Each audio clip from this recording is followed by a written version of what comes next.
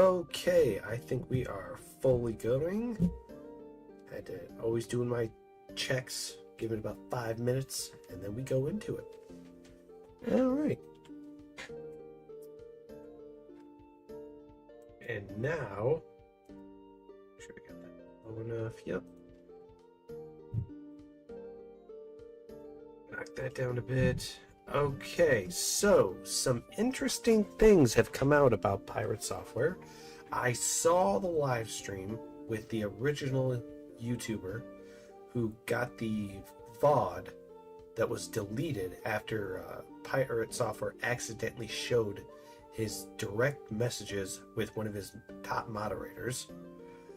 And because of that situation, he is apparently now being attacked on fraud allegations.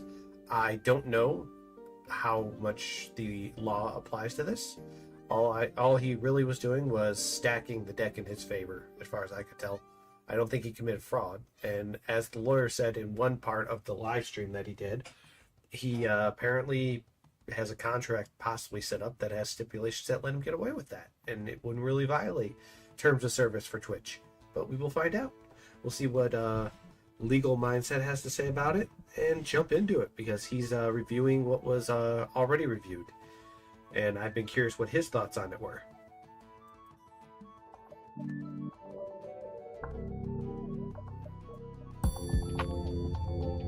Mr. Andrew Esquire. Pirate Software has opened the door to fraud allegations after a leaked DM shows some controversial behavior regarding his... One sec.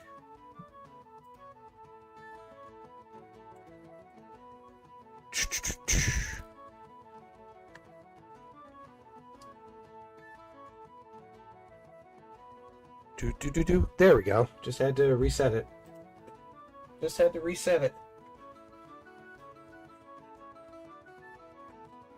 And my cat decided, I'm going to bother you now, because that's what I need to do. Alright, we're going to get into Pirate Software Twitch fraud allegations.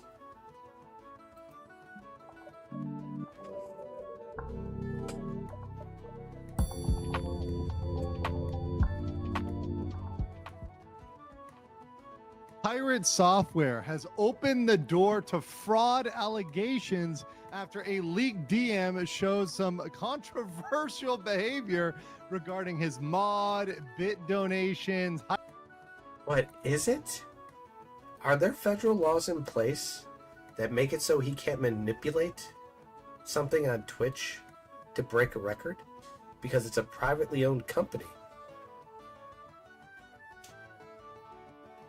I mean, the only thing I can think of is he'd violate Twitch's terms of service. But as in the previous live stream I saw, the one lawyer said that it's possible that he quite literally didn't has something in his contract that says he can't get away with that. Huh. Well, I guess we'll see what the Mr. Lawyer here has to say, Mr. Andrew Esquire. Hype trains, and we're going to get into that today on The Legal Mindset. Of course, I'm Andrew Esquire, American attorney in this Legal Mindset. We teach you to be your own judge in a fast facts format, bringing you the quick and dirty version of the latest news. So Pirate Software has been in the internet news over the past, 3, 4, 5, 6 months for various things that he has been doing. But now we have him actually getting caught in something where there could be real legal liability. Now, to be very clear, we are not addressing the drama today. So we're not going to talk about how he got his party killed in WoW and how he failed to even give a basic apology.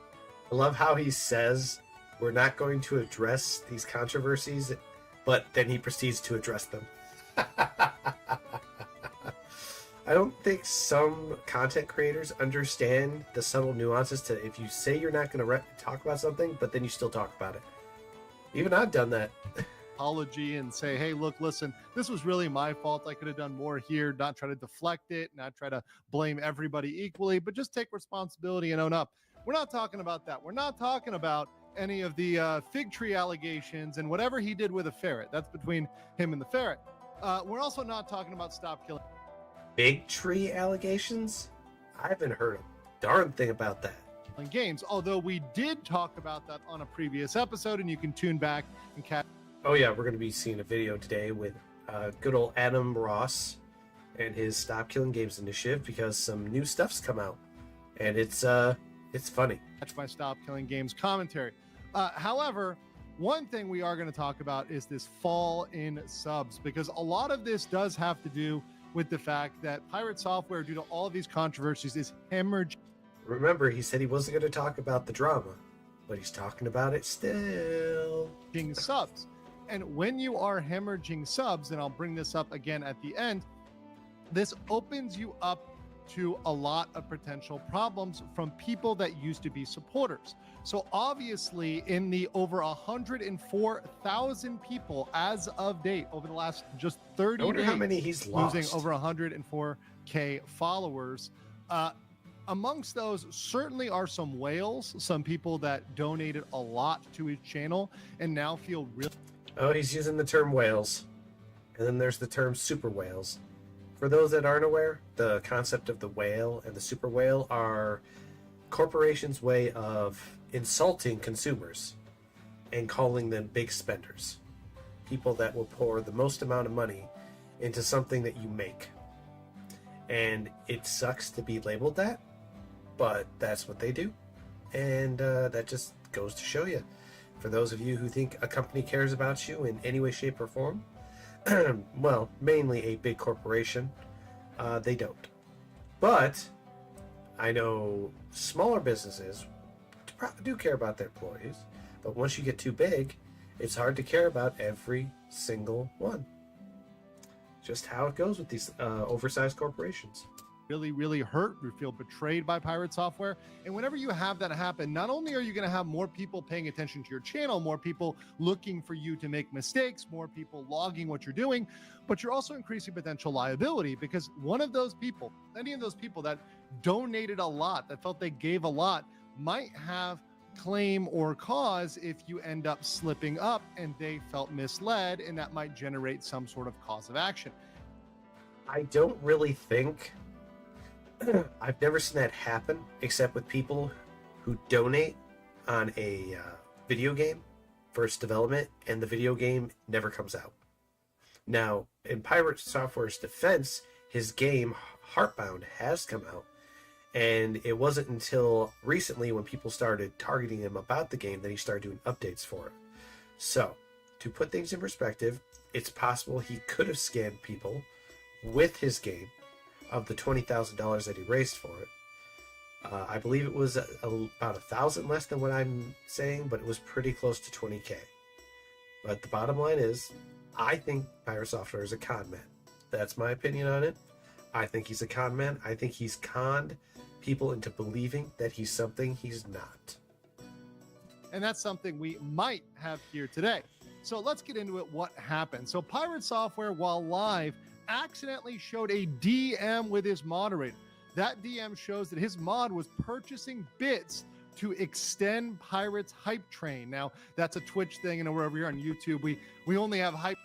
So just to be clear, he did show a DM. He was wearing his banana suit during it, and then he panics really fast and closed the window, and then he proceeded to make a post about it, I believe, and then he deleted the VOD. But fortunately, thanks to our very capable internet nerds, a VOD was recovered. So there is the visual proof. He can't hide it, but the fact that he went as far as to delete the VOD tells you a lot. Hype trains and you guys smashing the like button and commenting on the video. I've never liked that smash the like button.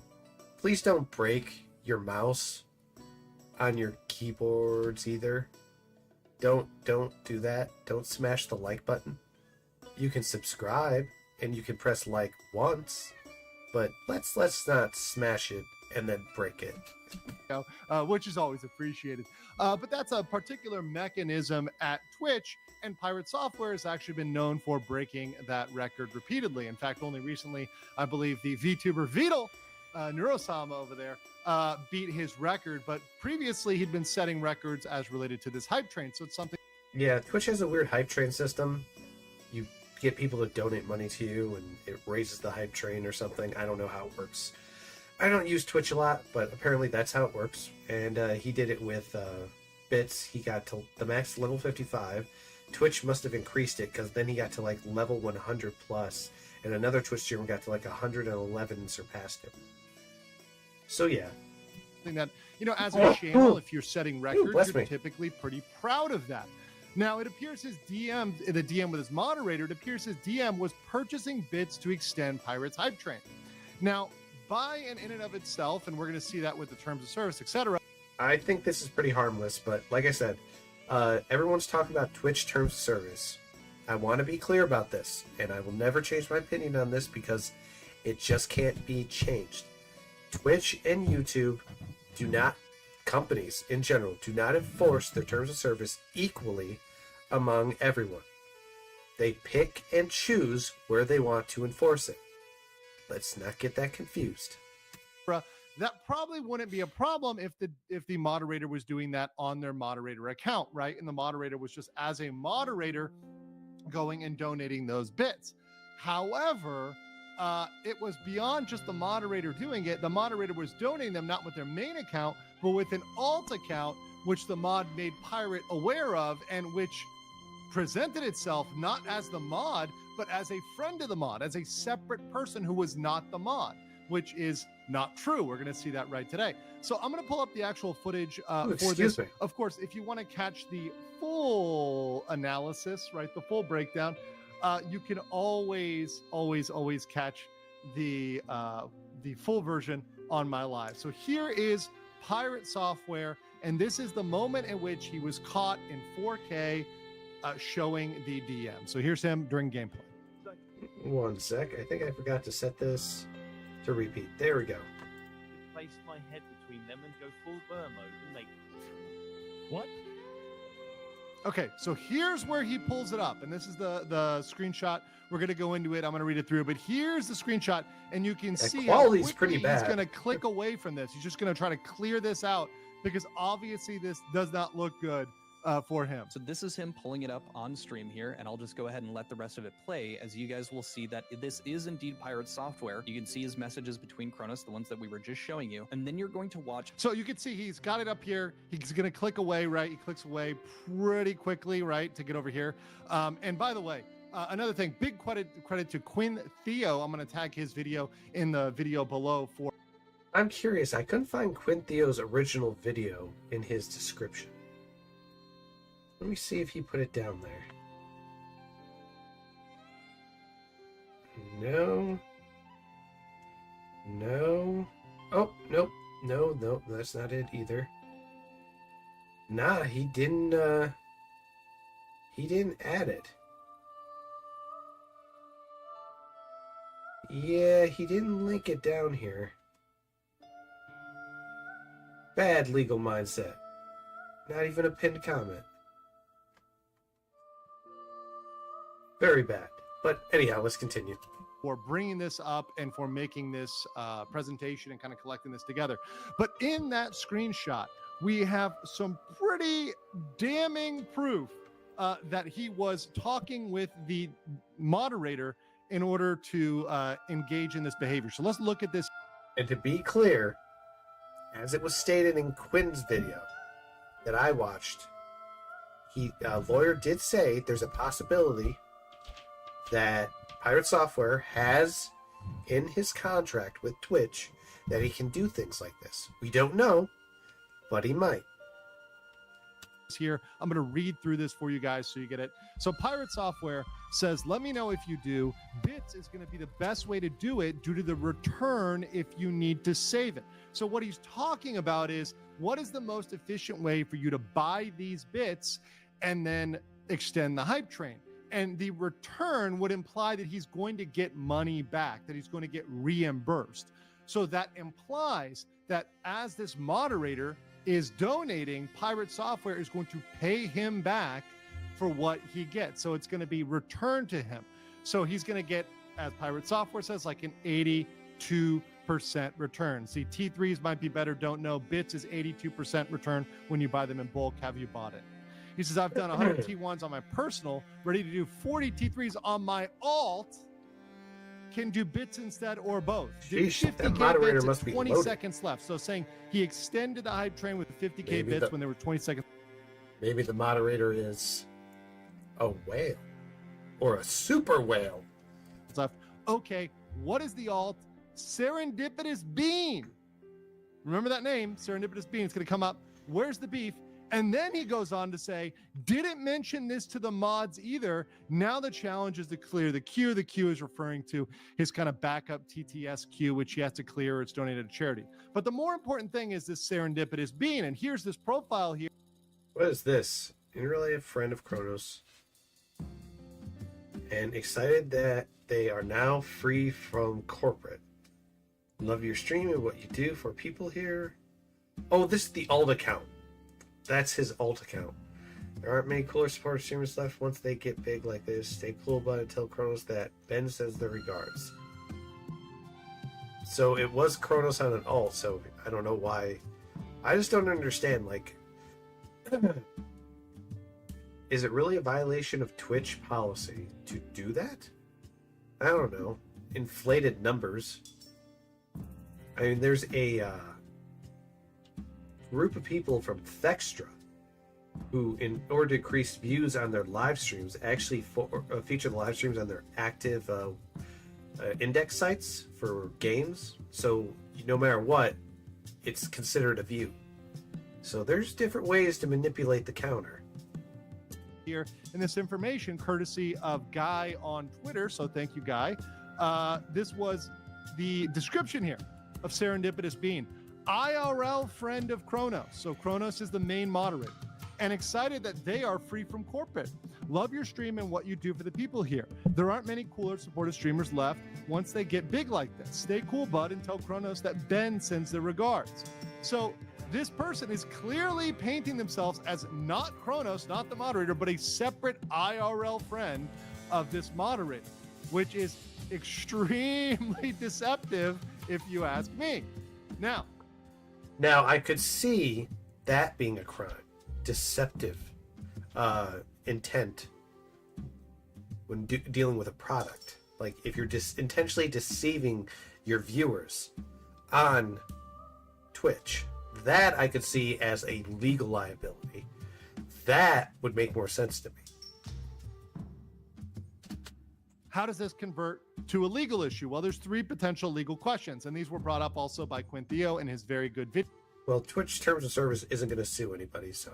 Which, once again, I'm going to link in the... And they don't enforce the TOS equally among anybody, so yeah. The comment below. He brought up the first two. I'm introducing a third one here. So the first one is Twitch Terms of Service. Then we have federal law violations and state law violations. So let's look at the Twitch Terms of Service. So obviously, Twitch has a terms of service. There's many things you can and cannot do, but one thing they have is called a bit acceptable use policy. So you're supposed to use bits in a certain way. You're supposed to... Huh. All right. This is more details than what was shown in Quinn's video. To behave like a normal contributor and not do certain impermissible things. Ooh, excuse me. Like, for example, you can't solicit bits in exchange for money or donations. That's one thing. You can't provide items or services that are sort of associated with monetary value in exchange for bits.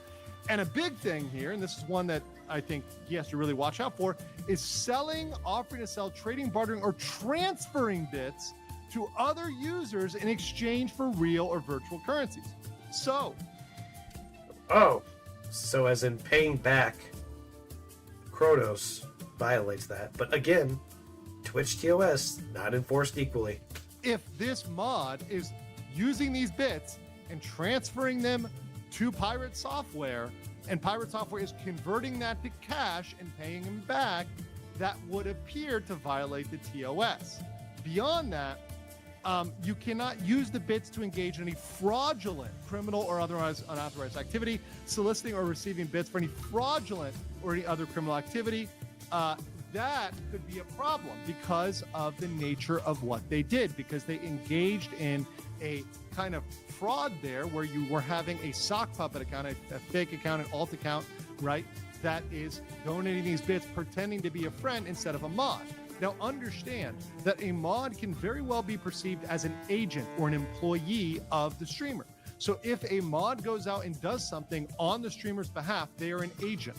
And the streamer is what's called the principal. That's principal agent theory. And a principal can be liable for the actions of their agent. If you tell somebody to go out and do something, and certainly if you're compensating them or reimbursing them for that, they are your agent. So it's as if the streamer was doing this. So it's as if Pirate Software was engaging in this. And in this case, it's doubly damning because he... Okay, so this is the part Quinn had the talk with the lawyer and I think a Twitch moderator. I didn't see that part of the video, but his talk with the lawyer indicated that there's also the possibility that Pirate Software, with his contract, can do this and not get in trouble for it. Some bigger Twitch streamers who are partnered up have special conditions in their contracts. Shows he knows this. He was told this, and he didn't say, don't do that. He didn't say, well, that might be against TOS. He says, well, that's kind of shady. No, he's like, okay, great. He's like, okay, fine. In fact, he's strategizing on the best way to do this, which is, once again, not a very good look when we're coming to allegations of fraud. So let's continue here. We have federal, oh, no, sorry. Let me go back here. With the terms of service, some people allege, and this is more of a kind of niche allegation here, but some people do allege, and this is something that I believe one of the lawyers brought up for this, was that, well, this is something that there might be a separate contract for. So the lawyer that was talking to Quinn Theo here we get to said, it. hey, there might be a separate contract that might supersede that. Well, in a separate part of the Twitch terms of service, which I looked up, it actually says even in other agreements, even if there is a separate agreement, even if there's a supplement, you still have to follow these terms and you cannot violate them.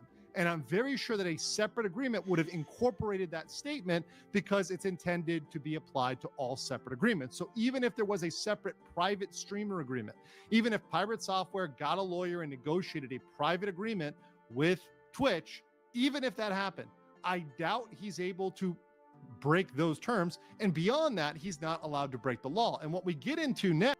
I mean, when you look at like big sports figures that for franchises, they like no trade clauses and they like full guaranteed contracts. So, I mean, there are those special conditions, but I doubt this would apply. Next, and the thing that's very spicy is potential violations of federal law and state law. So let's talk about federal law. Federal law is the Federal Deceptive Trade Practices Act, and that's something that is very, very well known by me. I cover that a lot. But how often does the federal government actually enforce that? That's my question. Because we report to the FCC about things that are going on with certain people that are getting away with it with like Bitcoin. And they're scamming people like, and I'm not going to name certain names because one of them is going on a suing spree and suing people. But there are people that do this that get away with it. That was one of my kind of, I would say, specialties. Like I was saying, even with laws, they're not enforced equally among everyone. It's all based on bias. It sucks. You want to live in a free country, you'd like it if they enforce things among everyone equally, but sadly they do not. Realm, when I was corporate counsel, there are three separate elements. So you need a representation, omission, or practice that is likely to mislead a customer. So the practice would be, hey, donating bits from the sock puppet account. The consumer's interpretation is reasonable under the circumstances. So the consumer is thinking this is a private party. This is somebody else. This is not the mod. This is not Pirate Software. They're thinking, oh, look, this person is extending the hype train. And so because of that misleading representation, that materially led others to donate more to keep it going. It's a very well-known thing in scams and cons. This is something that confidence men do. They get... That's what I've been calling Pirate Software. I've called him probably one of the biggest con men in the history of the internet.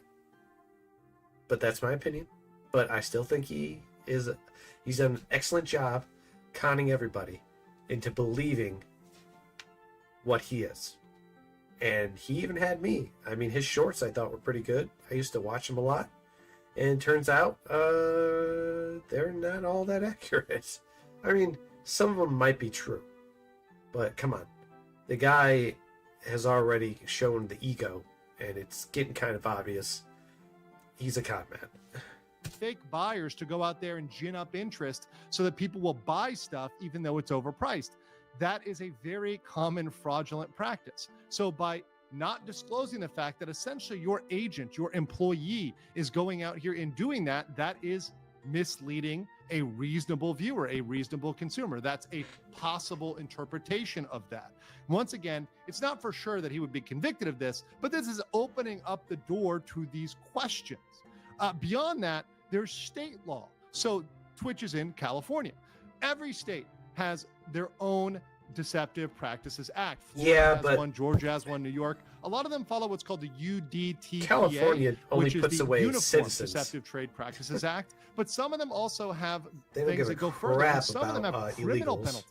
penalties, including California, which can hit you if you go cross certain lines. So Consumer Legal Remedies Act, California has that. And I mentioned California, by the way, because that's where Twitch is. So it would be very reasonable if a California donor, if a California whale brought a claim against a California corporation in a California court against, Twitch and against, Mr. Pirate Software. So there's three things that really come up, and these are separate under the law. The Consumer Legal Remedies Act. Now, that's typically used to products, but there could be an argument that it would apply to services, particularly services that were fraudulent or misleading. But beyond that, there's California Business Code 17500, which leads to false or misleading statements or false or misleading advertisement. And this could be perceived as, hey, falsely advertising that you're number one on the hype train, that you're this hype train leader. They always talk about the false advertisement. I can promise you right now, no state or federal government is ever going to enforce consumer laws, ever, because I've not seen it happen. There has been numerous illegal representation across the board within the United States, and I've never heard of any companies getting fined or prosecuted for it. So for it to happen, you would have to shock me. Shock and awe. And I've never seen it. Never. Leader, that you're this person that needs to be donated to keep this thing going to breach all these levels, when really most of those levels, or maybe a lot of those levels, some of those levels were just artificially inflated by either Pirate Software's mod or the sock puppet accounts. I mean, who knows? We don't really have a full track on that yet. And beyond that, there's the unfair competition law. And this one I think is pretty juicy, because this one would even allow other creators the potential to say, hey, this is unfair competition. You're allowing these people to inflate their numbers and get this hype train going on, get featured on the front page, get highlighted, get hyped up, by all of the platform and by the CEO himself, all this sort of good stuff. And that is unfair competition. That's giving them an unfair edge, because they're doing things that are violating the TOS freely. And hey, if you don't enforce this, Twitch, if you don't do anything, Twitch, this is a problem. Now, beyond that, there are other issues other than him losing subs. And of course, once again, him losing subs just adds the potential of people that might sue. Yeah, but I don't think they're going to be able to do a class action against him. I mean, can they sue him for a deceptive practice of making them believe that donating to the bits to help get up the hype train was not fraudulent, and that they were the ones who helped do it, but instead it was mainly because of his moderator Kronos? I don't know. Might be, but deceptive practices. But like I said, these are all small and subtly nuanced. Very rarely do you see people getting sued for that or in trouble for that. It's very minimal. So most people who are suing for bigger reasons, and they use that. But beyond that, there's advertisers. Advertisers might feel like they were defrauded. They might feel angry because they're saying, hey, we're running ads and they're supposed to be on the top channels. But if he's falsely inflating his numbers and he's being falsely promoted, well, maybe. Oh, Other issues, advertiser anger. He's not wrong.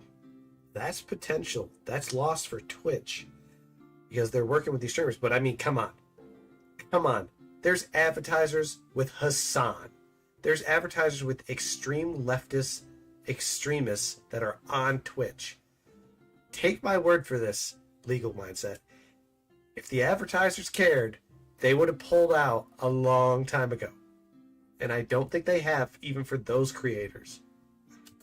We're not really getting the value we thought we were getting. We thought we were getting a value of someone who was number one in the hype trains, who was leading in this pack of hype trains.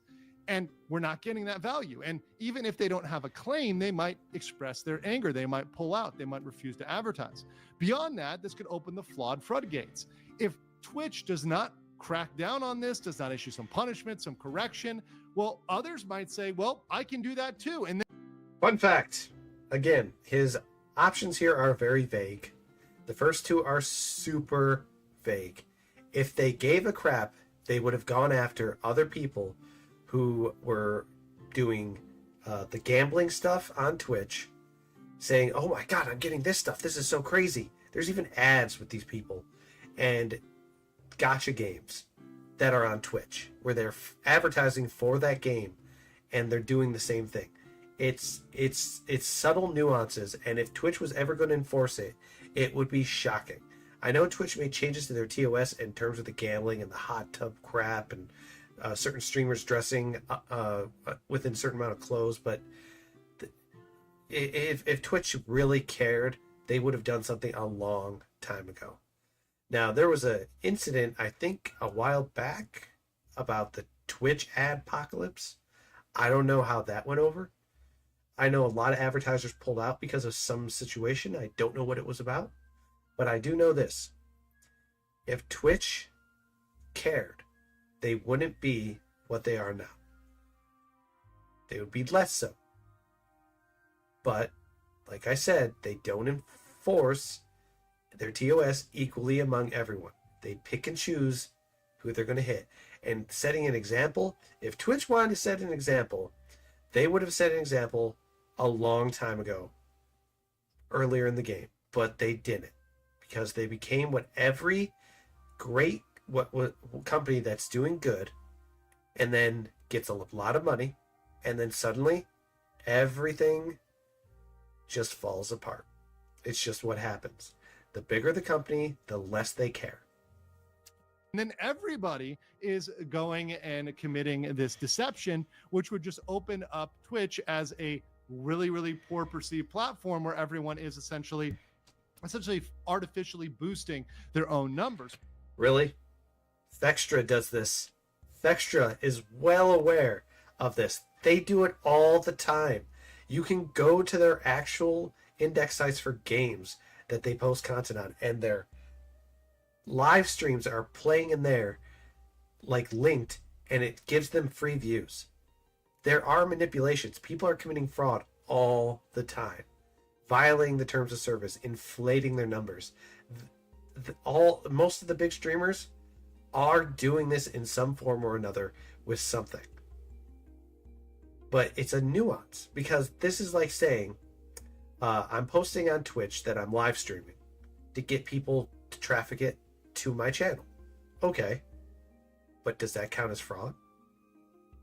That's artificially boosting my numbers by getting other people to come on from a different website. Would the same apply? Like in my opinion, this is it's a nuance. It's a subtle nuance on what Twitch is going to enforce and what they're not going to. Because if they were going to enforce anything, they would have gone after Fextra. They would have gone after Hassan. They would have gone after other extreme leftists. They would have gone after the hot tub girls. They've gone after the skimpy clothing girls. They would have gone after people artificially inflating their numbers, people manipulating the system. Everyone tries to find a way to do it. I mean, it's just like, let me give you a good example. The New England Patriots, after 2007, when they had Spygate, because of Bill Belichick and his coaching staff, there was an old saying by Bill Walsh, I believe. He says, if you're not cheating, you're not trying. And it's a subtle nuance, because even the best cheats somehow. But we don't know because it's not public to everyone. It's always going some way. And there's subtle nuances. Like, here's a good example. In NFL football, other teams watch previous tape of other teams playing their games so they can see what they're making for defensive and offensive play calls. And they're looking at the offensive defense, see what players are great, their numbers, and learning about it. A great example is Ray Lewis, who watches hours of film. And you got Tom Brady watching hours of film, Peyton Manning watching hours of film. I mean, John Elway used to carry trash bags home, or sacks, of VHS tapes of recordings of teams to watch the tape. Is that artificially inflating? Like, is that something you shouldn't be allowed to do? Like I said, it's what they're willing to allow. These are just examples, probably terrible examples, but I hope they get my point across. The point is, it's a nuance. Is Twitch going to do it? Probably not, because they don't care. They are only concerned with how much profit they're raking in and what their revenue stream is going to be. That's it. That's the point that they've reached. They no longer are interested in just building a platform for everyone. It's a platform for, give us money now. We want all the money. It's not enough to just have some of the money, a little bit of the money, maybe some more of the money. No, we want all the money. Which once again goes towards Twitch's impotent image. Twitch is something that Twitch's a platform that I've talked about a lot because they've failed to enforce their own rules evenly, fairly, and justly. And if you have terms of service and you never enforce them, well, that's not a good look for your platform as a whole. And that's why other platforms are rising. Even platforms like Kick are passing Twitch in many metrics because of their poor image. And other platforms like YouTube look at that and say, hey, we're going to stay away from those sort of images, that sort of image, and enforce our rules. So this is a really bad look for Twitch. It does not look good for Pirate Software and is likely to continue his downward slide. But let me know what you guys think in the comments below, and I'll catch you on the next. Are you guys enjoying the stream? What the heck? Oh, it's this dude who's currently in Korea right now facing criminal charges. And he's constantly bragging, I'm an American citizen. I can go to any country I want and be a nuisance and get away with it. Yup, because I'm me and no one's ever going to punish me for it. It's just one of those things. All right, now we're going to get to the Adam Ross and the Stop Killing Games initiative and new stuff that has just come out about it. That is basically a load of crap on behalf of the lobbyists. They don't have a clue what they're talking about here. Oh boy, this video is going to be good. Hey, you know that saying, it's not paranoia if they really are out to get you? Well, I have another video I do not want to make, but I probably should. And this one is newsworthy, especially for... And it's a doozy. It's hilarious. I've seen a lot of stupid things said by lobbyists, but most of it's kept on the up and up, just them trying to push along their own narrative. But oh my God, whoever did this to him and posted this anonymous so-called report that they're claiming is true is so full of BS. It's just not funny, man. It's not funny. For me, I have behind-the-scenes news on the Stop Killing Games campaign. Okay, a quick refresher because I know this gets confusing. I founded the Stop Killing Games movement to challenge the legality of publishers destroying games which you've paid for. This has involved a lot of things which I've shown in slides before, and that includes assisting with the European Citizens Initiative, which is the biggest thing going on with it right now. However, I am actually not the founder of the European Citizens Initiative. That would be a group of volunteers whom I'm in touch with. I'm ineligible to have an official role in the initiative. I'm just a major promoter of it. Yeah, he can't be an official because of living in the US. And this is done in Europe. It's always been something separate. That's part of why it's called the Stop Destroying Video Games Initiative instead of the Stop Killing Games movement. So with that in mind, it was recently shared with me that the Stop Destroying Video Games Initiative has received a serious accusation from an anonymous source. The EU Commission relayed a complaint of it committing 2 violations, yikes, a false Yikes. no funding Oh my declaration, God. and systematic concealment of major contributions. This declaration appears fundamentally incorrect based on publicly documented evidence of substantial undisclosed professional contributions to the campaign. Well, this is all news to me, but I don't know everything that's going on with the initiative. What's this about? Oh, it's about me! I'm the evidence, everyone! What do we have here? A quote there. Oh man. You can't really do anybody justice when it comes to It's this. been many weeks on the campaign where I've been working 12 to 14 hours a day to keep things moving to get signatures. Damn straight I have. That is Yes, true. I've very been true. running a rickshaw carrying people to the destination. Yes, I did say those words. It's unclear to me if the accuser No thanks, thinks Stu I've Tadley. literally been running a rickshaw service. I don't do or that not. stuff. And you know what? I'm not going to tell them. They can guess that for themselves. They're doing a lot of guessing in this. You'll see. Media interviews identifying me as handling the standard day-to-day work of running the Stop Killing Games initiative and described as the primary strategic decision maker and public spokesperson throughout the campaign. Okay, this is reaching. Since I apparently need to spell it out, when I say the initiative will do this or will do that, that's me assuming the initiative members are on board with what I'm saying and me taking my best guess.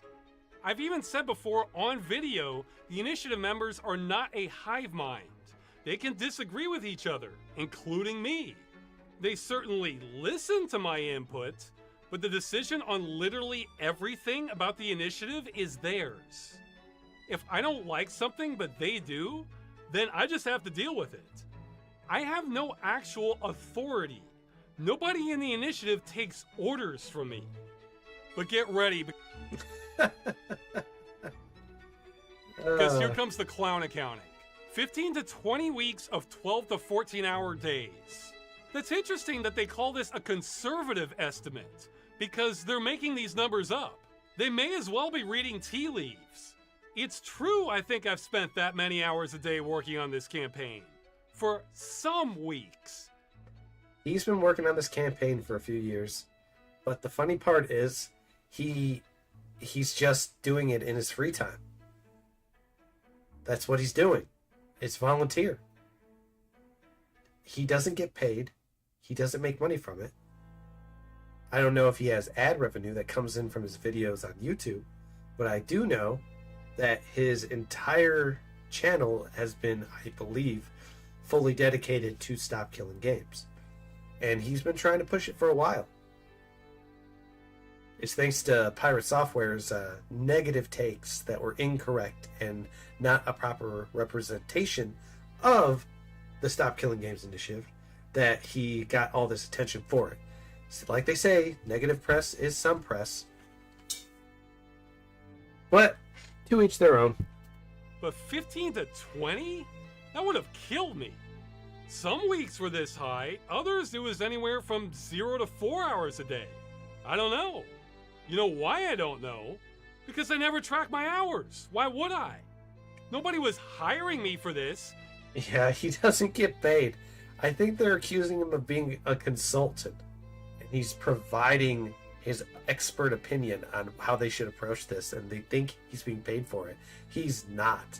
It's all volunteer time. The only reason I said 12 to 14 is because there were plenty of days where I would wake up, work the whole time, then go to bed, minus eating, exercise, and essential chores. And those days make me batty. I hate working that much. But I am impressed that they think they know my hours better than I do. Oh, but here's the good part. Professional rate, 50 to 75 euros an hour. Yeah, maybe that would mean something if I was a professional who had a rate for anything. Minimum estimated value, 63 to 147,000 euros. Oh, yeah. Okay, this one annoys me a bit because their low end, 63,000 euros, is more money I've made in any year in my entire life. You gotta love it. You gotta love it. And I like where I gotta pause. Look at this. Look at this. Right here. Right here. This should be a meme. The new Adam Ross meme right here. Though, hey, I'm sure all kinds of people are worth more if they make up numbers about how much they should be getting paid from imaginary sources. From But imaginary. they're saying my volunteer work is worth that much, so by not reporting it, it's violating Article 17, yada yada. Their supporting evidence is media treating me as though I'm the leader, and me saying I've worked a lot on this. Well, it's true, I have worked a lot on this. But I must have said publicly that I'm ineligible to join the initiative at least 50 times. And this may surprise the accuser, but sometimes game journalists get details wrong when reporting on something.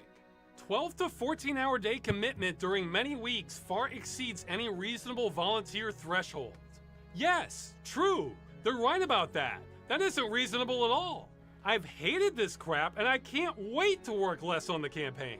It's only my perception that this is my one chance to fix the problem of destroying games that's pushed me this hard. But I have my limits, guys. They're basically saying you shouldn't be allowed to volunteer 12 to 14 hours. I mean, the funny thing is they're accusing them of making money or being paid by the commission. And here's the kicker. They're saying 12 to 14 hours day commitment during many weeks far exceeds any reasonable volunteer threshold. Who has the right to tell someone what they're allowed to volunteer and what they're not? Nobody does. He can volunteer for 24 hours if he darn well feels like it.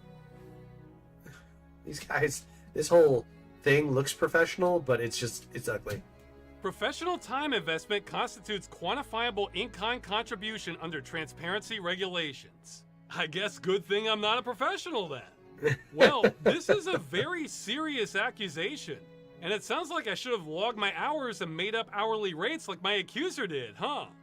But wait, here's a thought. Why don't we check what the European Union's rules actually are? Who is considered a sponsor?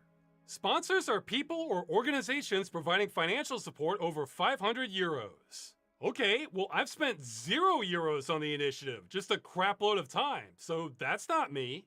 Legal persons or organizations providing other economically quantifiable in-kind donations or non-economically quantifiable support to an initiative are also considered sponsors.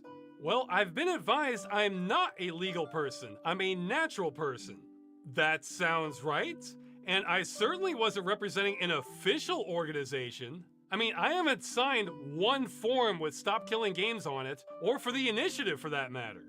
Individuals providing non-financial support, such as volunteering, are not considered sponsors under the ECI regulation and do not need to be reported.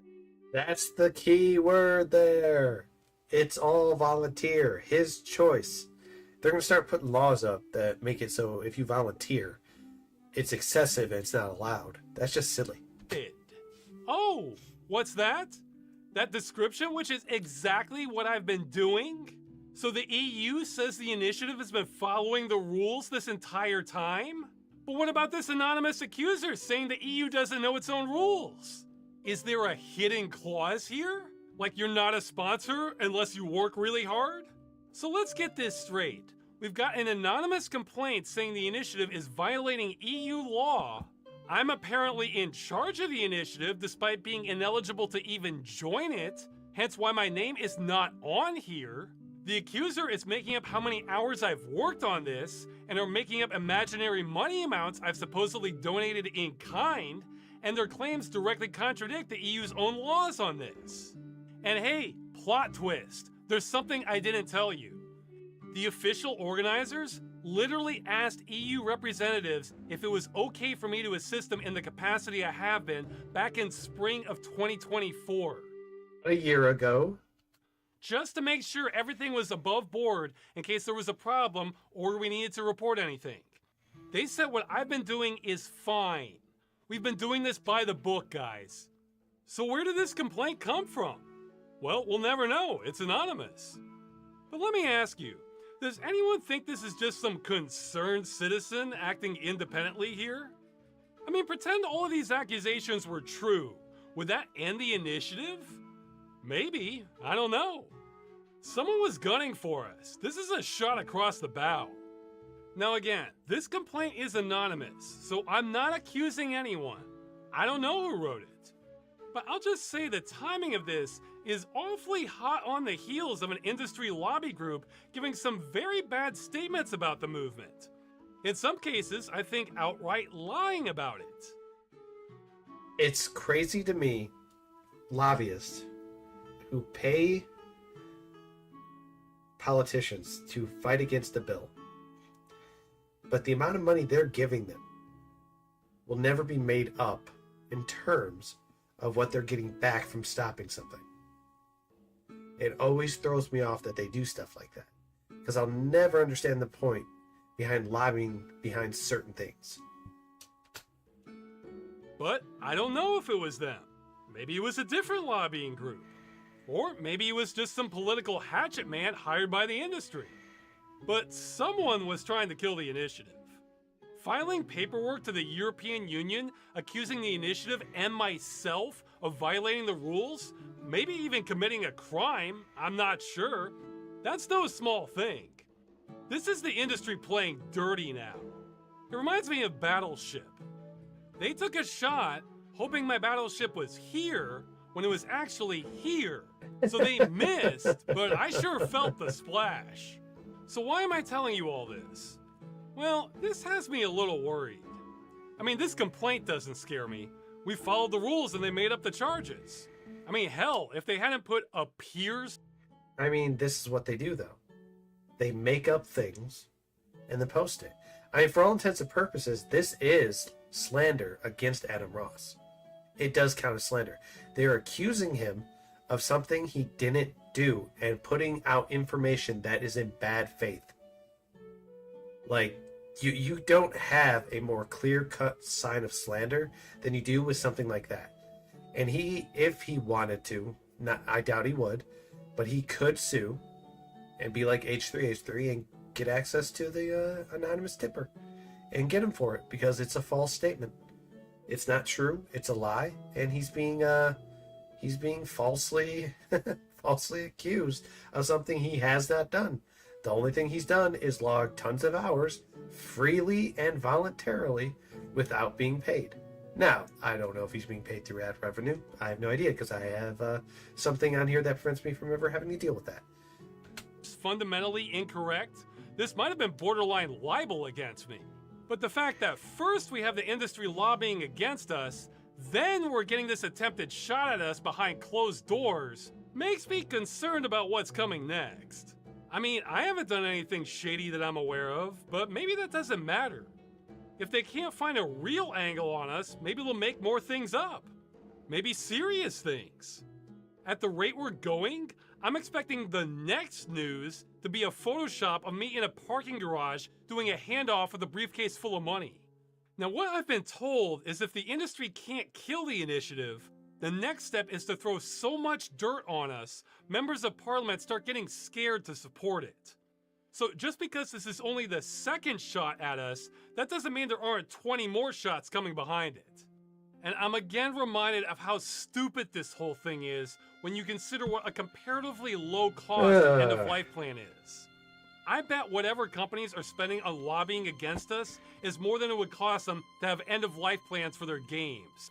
I want to be clear. Here's my thoughts on the end of life that these game developers and publishers can do.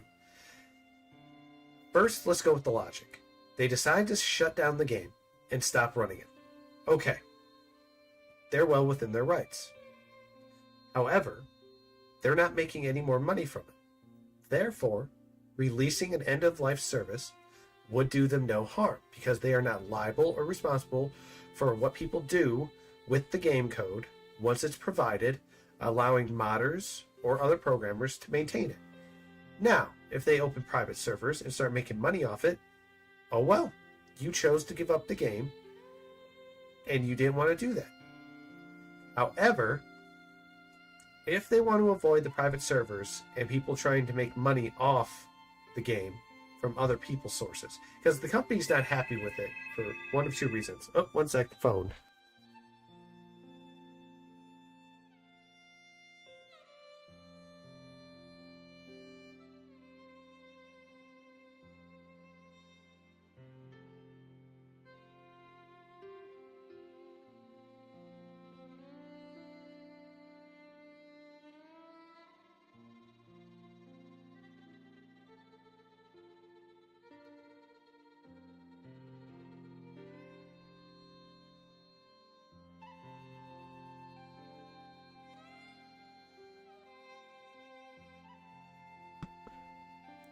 Just my mom sending me her information with her new phone number. All right. Anyhow, back to this. My opinion on this. They're Stop Killing Games. They can create an end-of-life service where they say we're not responsible for anything that happens to you while in use of this game or damage it may cause. And they could easily just put that in. And that would solve all their problems. They wouldn't have any issues then. But they don't want to do that because if they're not the ones making money off it, they don't want anyone else to. That's the thing.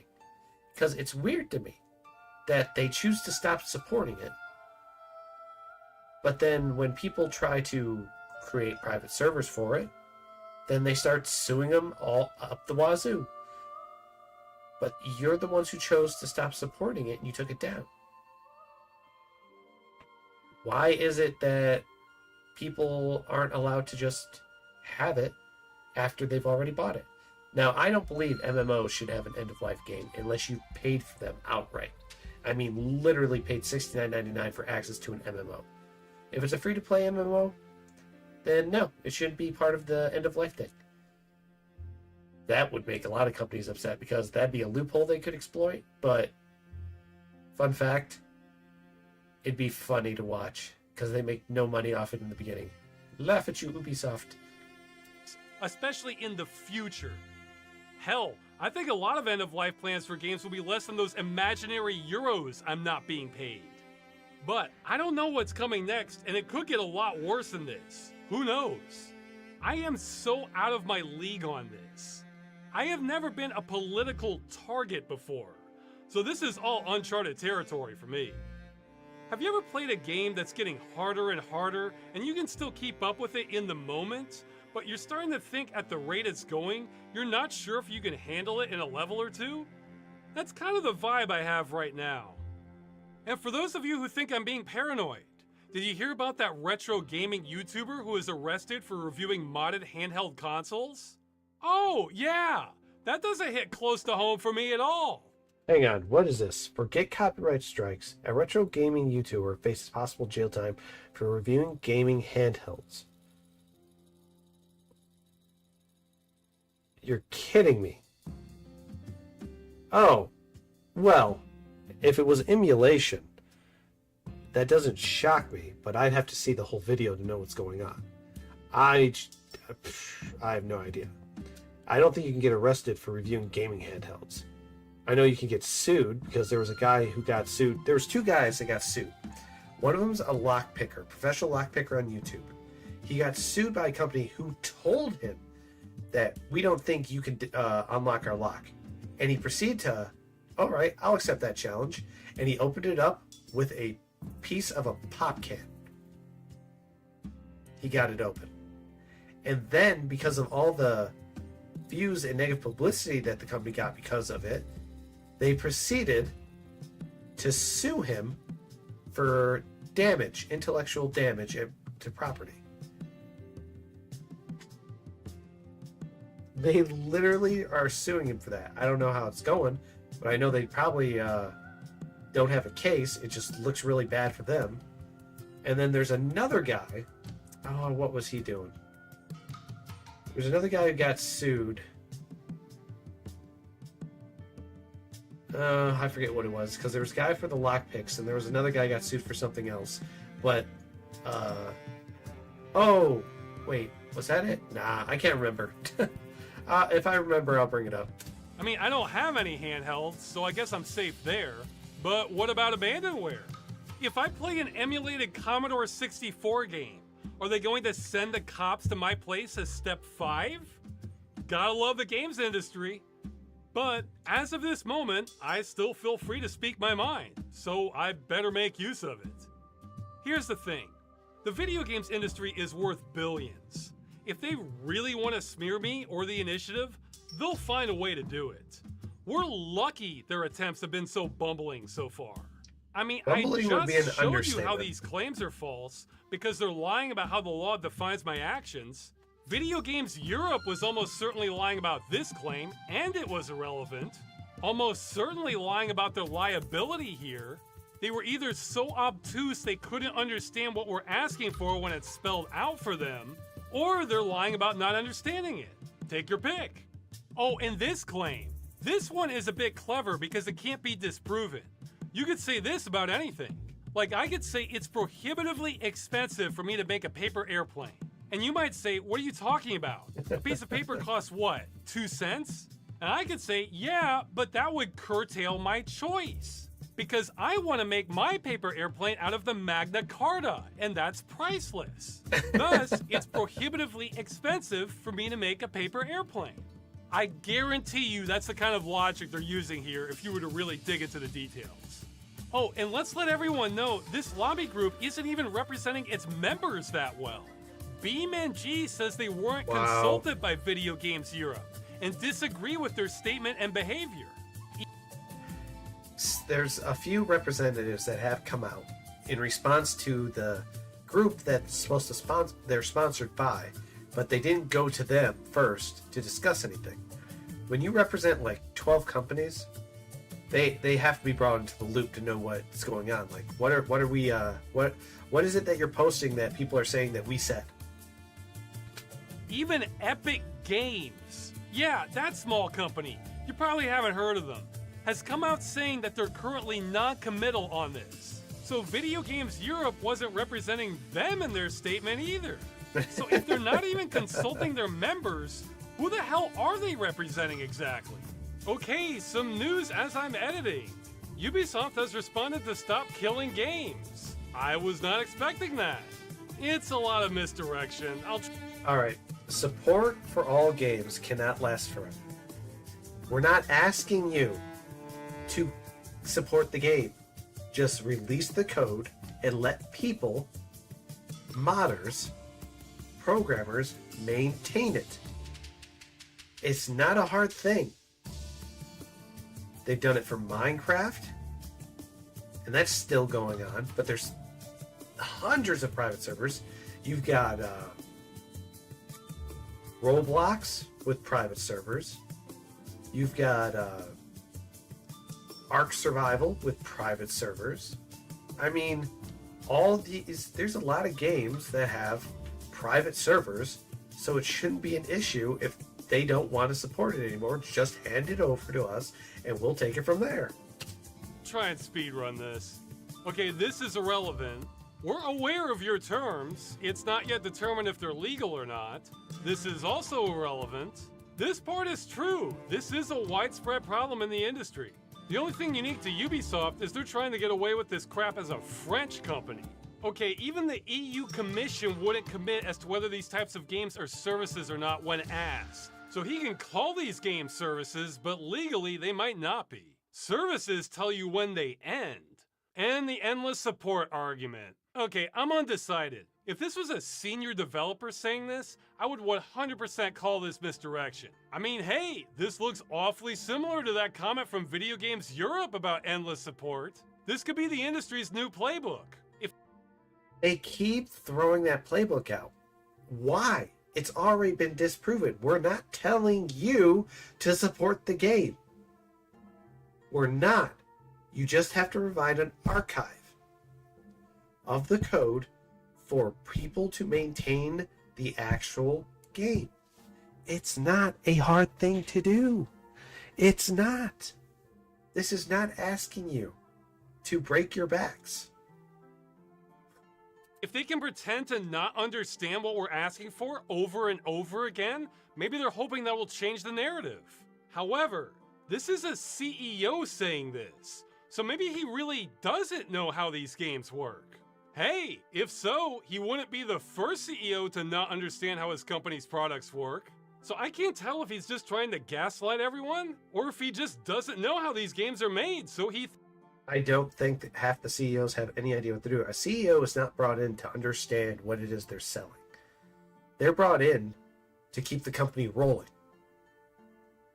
So the majority of CEOs are just, I believe, this is me, that a CEO is a gigantic consultant. A guy who comes in and just provides you with capable administration of the company. That's it. They don't have to know what the company's about. They don't have to know what the company's design is. They don't have to know what the company's purpose is.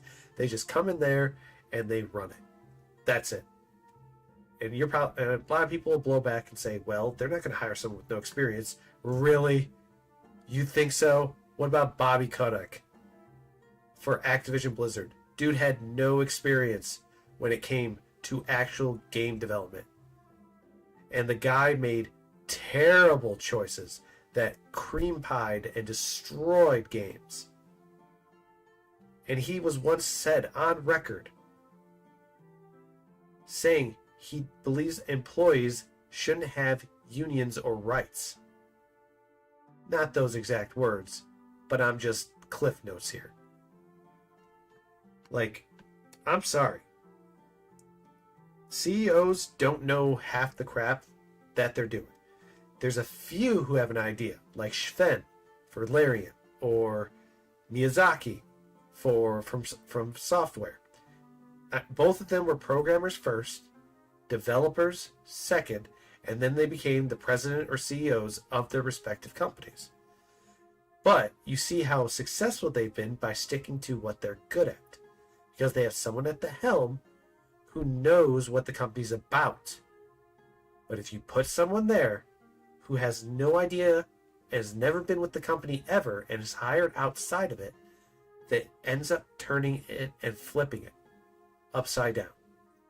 This is what happens.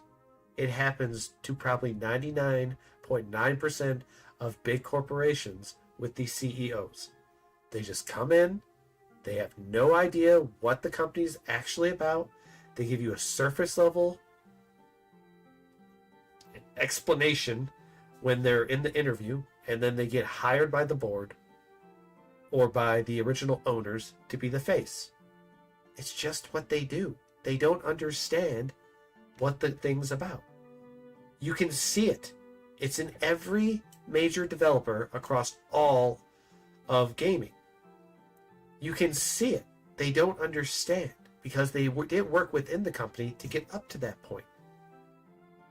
Sven, before Larian was Larian, worked in it to get to that point. I mean, Miyazaki's a damn good example. That dude was developing games with From Software for years before he ever sat at the seat as the president.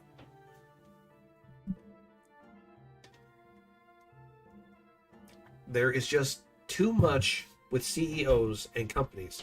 And I still don't blame the entire developer and the publisher themselves for their ownership or their board of directors. I blame the CEOs that they bring in who have a surface level idea of what the company's actually about, and then turns it into a money-making machine that loses its original identity. Thinks they would need endless support. I kind of hope he actually doesn't know. Anyway, the point here is there's a lot of lying and shady stuff going on from the games industry against Stop Killing Games. And I guess now, me too. So if these attempts to shoot down the initiative keep happening, maybe assume the industry, which has been shown to be lying repeatedly, is lying again. Excuse me. And the whole point of their accusations is to make you forget the real issue, which is consumers are getting robbed by the industry. There are nuances to it, but the basic message is when you buy a copy of a game, you should get to keep it. And publishers shouldn't be able to destroy what you already paid for. This concept is so basic, it's still a joke we even have to fight for this. So don't let the industry throw you off the scent, especially in the future. If something doesn't pass the smell test, push back. I say this because things could heat up so much that maybe in the future I'm not at liberty to give commentary or defend myself like this. I've managed to get in touch with a few political insiders that know more about how these attacks work than I do. I intend to follow their advice. Right now, my plans haven't changed at all. But if I just go really quiet on some topics in the future, then I'm telling you why right now. It will be because the attacks are getting so serious that me saying anything might be a liability somehow. I mean, remember, this was behind the scenes. The industry didn't make this one public. So who knows what the next thing they're planning is? Now, hopefully, I'm overreacting and the industry won't keep escalating this. This was just them taking a couple pot shots at us, but I'm trying to prepare for a lot of scenarios. I mean, I knew there was a chance of something like this happening back when I launched the campaign last year. That's one of the many reasons I never wanted to do this. At least this is just me trying to get the most bare minimum common sense regulation in the games industry, and not trying to be a whistleblower on the defense industry. That would be bad. Tell that to War Thunder. The amount of crap that they've gotten. Okay, to end this on a lighter note, despite all this mess, we've been getting more and more support from European members of Parliament. Here are some I've been informed of, though some of these I'm pretty late finding out. Marketa Gregorova's was from last year actually, and had cool promotional art and everything. That's what, 4-bit color? But the big one is Nikolai Stefanuta, a vice president of European Parliament, throwing his weight behind the initiative and saying he signed it himself. Okay, I'm the wrong person to judge social media effectiveness, but 85,000 likes on Twitter would sound like a good day to me if I was a politician. This is what I mean about easy wins for politicians, guys. Easy Keeping wins. it real, most people don't care about video games either way. So this is pretty safe politically. But for the people who do, Stop Killing Games is advocating for a very popular position that's in line with existing consumer protection laws, and is narrowly focused. So this isn't going to cripple the industry either. The industry is fighting this because they'll fight anything that requires them to do something. Stop Killing Games is about as safe and popular as it gets in politics. If we keep it simple and just focused on the whole core aspect of the game. Now, he's only focused on that. The nuances will have to be worked out by the politicians if they do try to put it into law. Now, Europe's already made some pro-consumer moves by doing things to gacha games and games that attempt to make you roll a randomizer in order to get an item by paying them money. They call it illegal gambling. So they have passed bills like that. They have done things like that. The possibility of this getting passed is fairly high in the EU because most EU nations are very highly progressive. So it wouldn't shock me if they were. I guess the best part about the whole thing is whether or not they can get over the hill of working out the nuances. Because I can already tell you right off the top of my head, there's a lot of subtle nuances to it. Because games think because they're being asked to archive an end-of-life plan and archive the game, that they're going to have to maintain it. And like I said, there's subtle nuances to this. Does the company have to maintain it? Will the government have to maintain it? Who would have to maintain the game? Now, the government in most countries, they have large data archives where they protect history. They protect human history and other history. I mean, there's a freaking underground base in, I'm not sure if it's Antarctica or in another part of the world, but set up by multiple nations across the world, that in the event of a apocalypse, there is seeds of plants located down in that area in order to reseed the planet. A way of rekindling life. So, I mean, governments do this kind of stuff where they're willing to archive or preserve certain things because they believe it's important. How important is an electronic video game to the government? Well, I don't know. We'll have to find out. And as a bonus, it's appealing to people who might not normally be involved in politics. That's an elusive demographic. And now's a good time to mention again that contacting members of European Parliament on the Internal Market and Consumer Protection Committee is probably the best thing we can do to push back. Though I've received conflicting information on which parties to contact and what subject lines to use. If you want to help, just try your best with contacting a representative of your country. Preferably someone who cares about consumer rights. Okay, that's it. I have no idea what's coming down the pipeline now, But all this resistance means we are throwing around some real power to fix things. So let's keep at it. Hey! I mean, let's be real. Companies are multi-billion dollars now. The idea that they can't maintain it just goes to show me that the entire thing is just broken because they don't want to take the effort to do it. They just want to keep throwing things under the bus and act like they don't exist. Because if it's not for the betterment of the richest people who are at the top getting all the money, then it's not for the benefit of the consumer. And that's a weird logic to live by. Okay, and the next one. North Korea sends troops, ammunition to Russia is what it should say. What it means for NATO. Well, it doesn't mean anything. Number one, I want to be clear about this. North Korea for this last several months has been sending troops and ammunition to Russia. This has already been going on. The problem is there's already been funny things that have already happened because North Korea's ammunition has exploded on transport or within the hands of the Russians. It's exploded. And there's been a lot of reports of exploding ammunition. The other thing is the troops that North Korea is sending. They have been very reliable. I mean, they're already looking up adult cinema on free, unhindered access to the internet by the Russians. Which, again, even in the U.S. Army and the Marines and the Navy and the Air Force, I mean, and all these major military branches with the United States, they don't let soldiers, I don't believe, carry their cell phones into combat and record it for media because it gives away your location. That's a logistical issue. And the United States is obsessed with logistics when it comes to their military. Logistics are the biggest factor for the United States military. That's why Russia allowing unhindered internet access, even to their own soldiers, is why they're losing as well. So let's see what this is about. Russia steps up its attacks on Ukraine. The Kremlin is once again seeking help from North Korea. South Korean intelligence reports that the country has already sent Russian weapons and North Korean troops could soon be sent to the front line. DW's Sergei Stanisovsky reports on North Korea's role in Russia's new strategy. Kim Jong-un is greeting Russia's Foreign Minister Sergei Lavrov as a dear friend.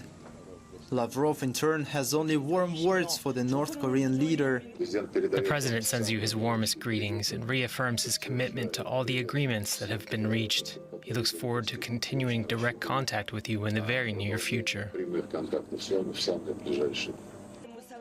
This meeting in the eastern port of Wonsan has left many wondering about its purpose. Since the war in Ukraine began, Russia and North Korea have become closer than they've been since the fall of the Soviet Union. A year ago, Putin and Kim signed an agreement for their countries to help each other if one faces military aggression. Now, South Korean intelligence reports. There's the key word in the agreement. If one of them faces military aggression.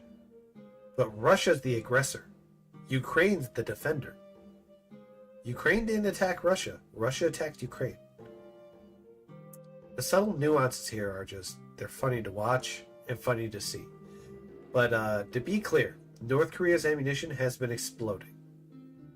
And it hasn't just been a few rounds. It's been a lot.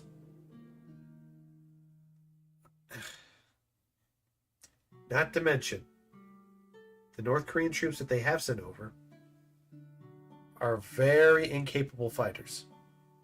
And if they're hoping to be trained and gain valuable military experience by being meat shields for Russians, cool. That'll work. But they're not going to gain nothing. Russia can't even train its regular soldiers, and they have no capable personnel at command. Because, I mean, when you run through 8 of your generals already, who are either in jail, dead, or gone missing, or are straight up MIA, I mean, I just have to ask, what's going on, Putin? What are you trying to do? Who are you going to put in place that can help you win this war? I'm getting the feeling It's no one. Reports that North Korea may have supplied Russia with up to 12 million artillery shells. Oh, it's not a may. We already know, because we've seen the explosions. There's been UK reports that have already shown that North Korean ammunition has arrived in Russia, been distributed out on the lines, and has exploded. It has injured personnel.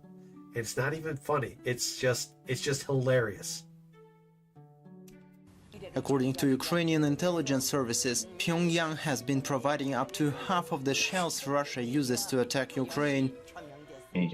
This meeting with Lavrov wasn't really about culture or tourism, and not even about soldiers. It was specifically about ammunition and missiles, which Russia is using in massive quantities. North Korea's plan... Of course, Russia has had to use more ammunition in this war than any other time in their period's history because they can't get past the 2 Patriot systems that are in Ukraine right now, that are blowing their jets out of the sky, taking out their drones and other things. They can't get any deeper into Ukrainian territory because of the drone strikes from Ukraine. Like, Russia's ineptitude is on full display. You can see it.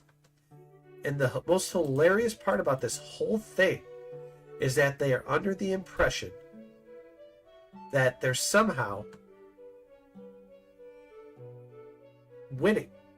The delusion of Putin is something special to watch. But the ammunition, the reason why they need such large amounts of it is because they have to carpet bomb areas just to see if they can hit anything, because they can't get close enough to hit anything without getting blown out of the sky. And the fact that the U.S. is sending 16 new Patriot systems over the next few days, over the next 40, I think we're on our 42nd day, because there was a clause in the documentation given to Putin as well, stating he has 50 days to comply and meet at the negotiation tables with the U.S. and Ukraine on peace. If not, Trump warned that there would be serious repercussions. Now, we all know Putin's going to keep gaslighting it until the very last day. He might come to the table at the end, but if he doesn't, those 16 Patriot systems will be deployed at the Ukrainian front, and they're going to make life impossible for Russia. Because if Russia can't even destroy 2 that are present there, what are they going to do against 16 Patriot systems? And the Patriot system is a 50-plus-year-old defense system. Mind you, it's had upgrades over the years, yes, but it has been well maintained, and the U.S. loves it. Even Poland has bought a bunch of them. And Poland is that speed bump in the road that's just wishing a motherfucker would. They want to go toe-to-toe with Russia. They're itching at the chomp to do it. Poland. Little European Texas. HLC, thank you for that. Appreciate that. That was funny.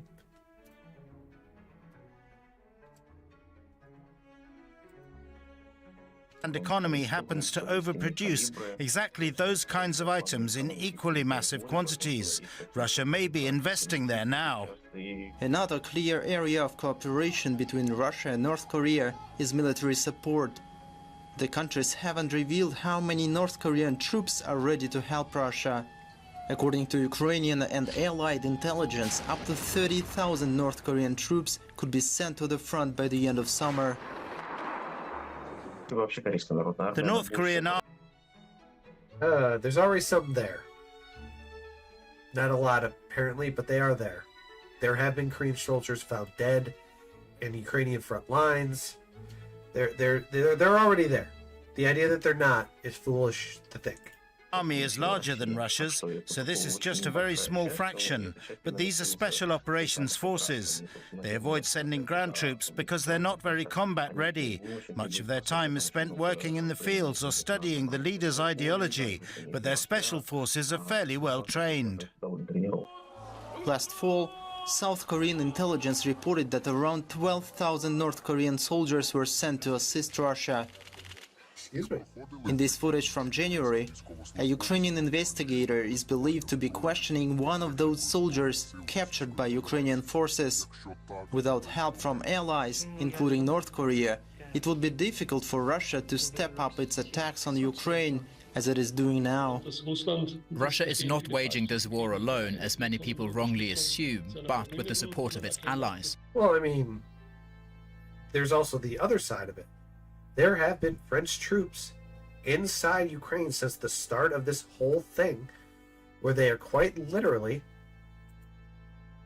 training the Ukrainian soldiers at the front. That's what they're doing. There is no difference. There is nothing flipped. There is nothing different about it on either side. Ukraine has had American and French soldiers in Ukraine training them. They're being trained. The reason why they're being trained, and it's the reason why Ukraine's been so successful, is through this training.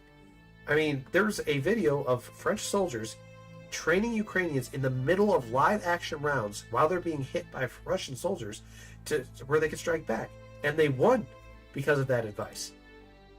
So it's a little weird to me that when we hear people say this, that they don't mention the fact that France and the US are already doing it. Russia bringing in Korean soldiers is not shocking. It doesn't shock me in any way. I mean, when you just look at the state of how this has been going, Ukraine would not have lasted as long as it has without some form of inner training. They've been being trained, and they've taken full advantage of it. Heck, Ukraine's even helped us learn a few things that we could do in wartime. Over here in the US, we're taking notes. We are taking notes. So there's no doubt about that. We are definitely taking notes.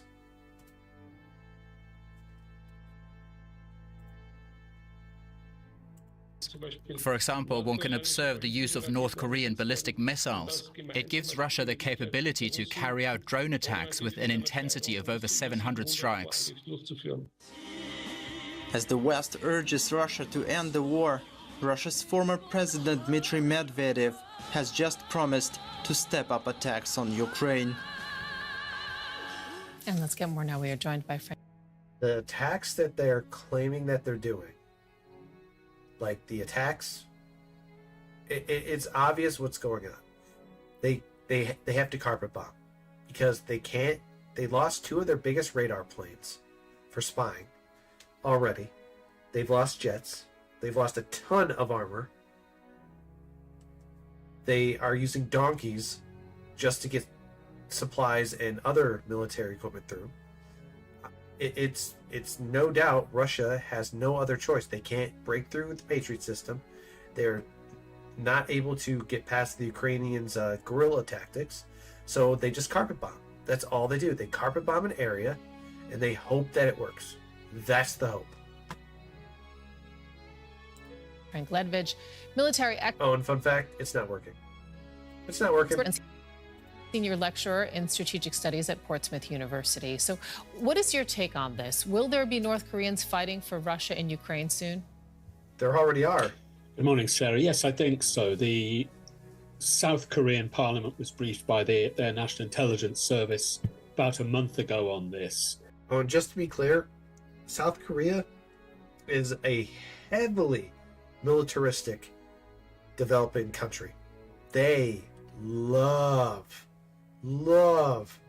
throwing out just tons of military equipment. I mean, their businesses are practically running, their entire economy is practically running on exports of military equipment because that's what they build, and they're very good at it.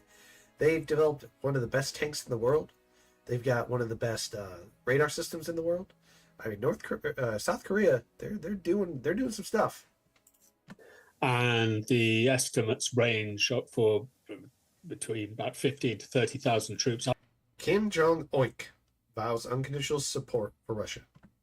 I would say on the lower end of that. So yes, I think we will be seeing more North Korean assistance on the front. The question is, of course, what kind of assistance and what difference they will make. What difference do you think they'll make? Well, I think it's very little. Very little difference. Because if they were going to make a difference, it would have already worked. But it hasn't. If Russia's 3-day operation now turns into a 3-year affair, they're not getting anything done. They're just not. Important not to underestimate, and I think one of the experts on there before hinted at that, underestimate these troops. They're on a learning cycle. That's why they're going. They're not, the Russians don't need them. They don't have a manpower problem particularly. The problem is, though, is that Russia has proven inept at war. I think this guy's being a little too passive and needs to just be more aggressive about it, because it's obvious Russia can't train these soldiers. They're not getting anything valuable out of this other than being additional meat shields. Purpose for the North Koreans is to get training. Indeed, at the end of last year, there was a conference, believe it or not, in North Korea, as you would expect, to analyze the performance of these troops. So what we're going to see there, we're going to see missile troops, of course, for the KN-23 missiles that cause Ukraine so many problems. We'll also be seeing light infantry. Now, those will be prepared and trained according to the experience of last year, so we can't expect them to be used as cannon fodder or anything like that.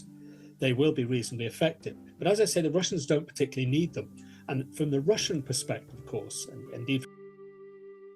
He's really, really patting Russia on the back. Russia does need them. They need them. Any video would tell you otherwise. Literal videos of donkeys hauling soldiers supplies and ammunitions because their tanks and armor have been blown to bits. They can't even maintain their equipment. And to say Russia doesn't need them would be a massive disingenuous comment to make. Russia needs them because they're losing soldiers at an astonishing rate, and some are going AWOL, MIA, and they're returning injured soldiers to the front lines. Like, Russia doesn't have a leg to stand on. You're being too nice, my friend. Don't be nice. Don't be nice. From any military perspective, if you have a lot of foreign troops who don't have your doctrine, training, or even equipment, and I suspect these troops probably will look very much like Russian troops, they may not have the same training. That can sometimes be a drag on Russian or indeed any other national military effort. But they will certainly help from the missile perspective, from the engineering perspective. They will send engineering construction troops as well. So it's not a negative, and it will contribute to the Russian effort, no doubt about it. Why do you think North Korea is doing this? What's in it for Kim Jong-un? Yeah, great question. Well, for Kim Jong-un, two things. First of all, they're going to get money for this. There will be money, so cash, which North Korea needs for obvious reasons. But secondly, and I think this is genuinely really important, and this is, I think, what's worrying South Korean analysts, is North Korea will be getting, and the North Korean army, and particularly the units being sent to the more elite units like the 11 Storm Corps, which were reportedly deployed, and the Reconnaissance General Bureau. And that soldier you saw being interrogated there is probably from that. Those will be getting the kind of training that South Korea prefer they didn't, in modern warfare, in drone warfare, modern operations, and in the intensity of modern combat. So North Korea will be getting that kind of experience, and that's really, really valuable in a modern army, to get real combat experience. Bearing in mind, of course, on the other hand, very few NATO countries have that kind of experience. So that's important for the North Koreans, no question. Who should be worried? Jeez, this dude is a Russian glazer. Did you just say NATO countries don't get that kind of experience? Incorrect, my friend. North Korea has to help Russia because Russia is screwed. Man, sometimes I see these guys and you can tell when they're not being honest. There is so much evidence showing that they are not winning. You can't sit there and tell me Russia doesn't need it when they obviously need it. Oh boy. Worried about that combat experience. I mean, is North Korea preparing for a war of its own, you think? Is this the positioning? Well, North Korea will say it's always preparing for war, and wars are just around the corner. And I think the key for the West, for our allies, if you like, is the danger that this presents or will present, not just to Ukraine, of course, goes without saying, but to South Korea. This is the first time North Korean troops, and of course we had North Korean troops deployed last year, not terribly successfully, but they'll be learning. This is the second major deployment of North Korean troops into combat, and that will concern South Korea, because South Korea, of course, they're the people who are going to have to face them at some point, or at least be prepared to deter them. And that's the issue here. And clearly, that's a little bit more difficult if you have a large group, divisional size, 10, 20,000 troops being deployed every year into a combat zone. Frank, just briefly, how do you think Ukraine and its partners should respond to all of this? I would suggest there's not too much we could do about that, except ramp up our own production of